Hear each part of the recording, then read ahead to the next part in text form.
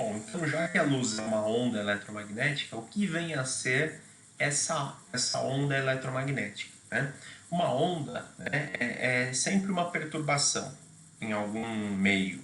Né? Então, no caso de uma onda eletromagnética, ela é uma perturbação, né, de campos elétricos e campos magnéticos. Tá? Ou seja, se a gente colocar aqui uma imagem, a gente vai perceber que essa onda ela tem variações verticais e longitudinais.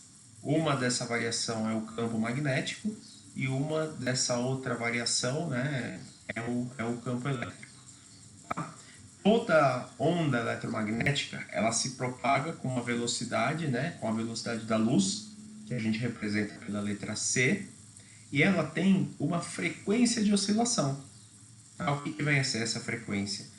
Quão rápido ela completa aqui os ciclos. Tá?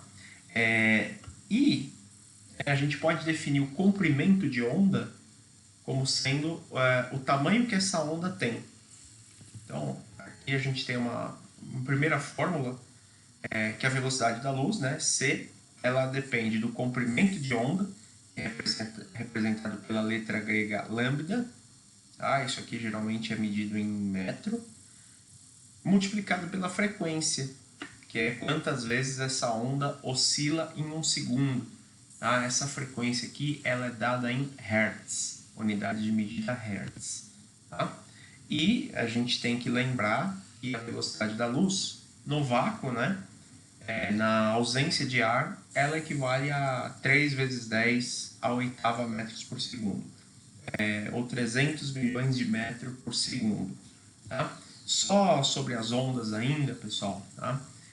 Eu vou entender o comprimento de onda. Tá? A gente chama essa parte aqui de cima de crista, né? Então aqui eu tenho uma crista, aqui eu tenho outra crista, e a parte de baixo a gente chama de vale. Tá? Então, o que é um comprimento de onda? É a distância entre duas cristas consecutivas. Tá? Então, quanto maior for essa distância aqui, né, maior vai ser o comprimento de onda. E a gente tem que perceber uma relação entre esses dois aqui. Tá? Quanto maior for essa distância aqui, né, o que vai acontecer com a frequência? A frequência diminui. Tá? O que é a frequência? Digamos assim, é quantas vezes eu vou pegar um período de tempo.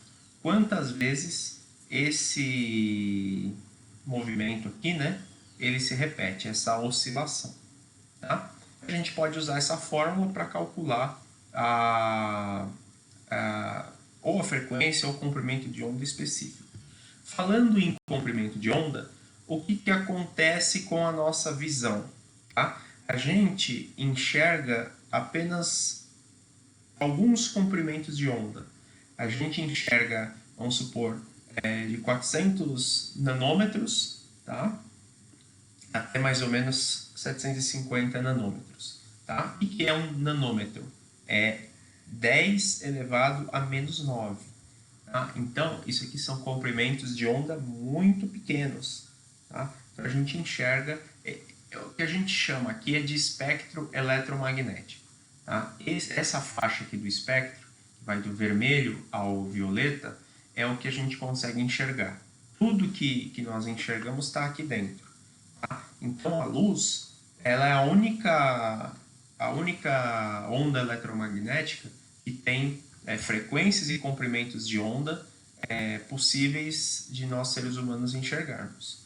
Tá? Se eu olho aqui para essa imagem, eu percebo que eu tenho aqui ondas de rádio, micro-ondas, raio-x, né, raios cósmicos, só que a gente não enxerga esses comprimentos de onda. Tá?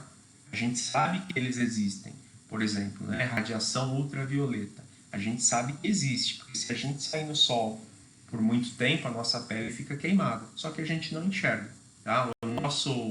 A nossa visão ela é capaz de enxergar apenas essa faixa de comprimento de onda.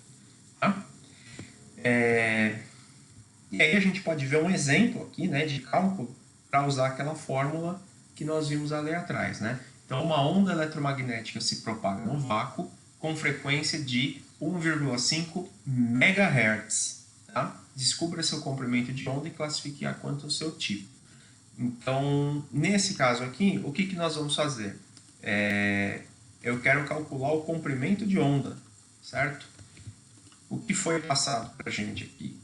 A frequência, né, de 1,5 MHz. Quando eu falo MHz, eu vou ter que usar um prefixo, né? Na física, mega, ele equivale a 10 elevado a 6. Tá? Então, isso aqui é 1,5 vezes 10 a 6. Jogando aqui na fórmula, tá? Obviamente eu deveria passar para vocês no enunciado informando que a velocidade da luz no vácuo é de 3 vezes 10 oitava. Isso vai ser igual a 1,5 vezes 10 elevado a 6 vezes lambda. Vou pôr um L, para não ter que fazer esse símbolo. E aí, para calcular o comprimento de onda, eu vou ter que passar dividindo. Eu vou dividir 3 vezes 10 oitava por 1,5 vezes 10 a sexta. Tá?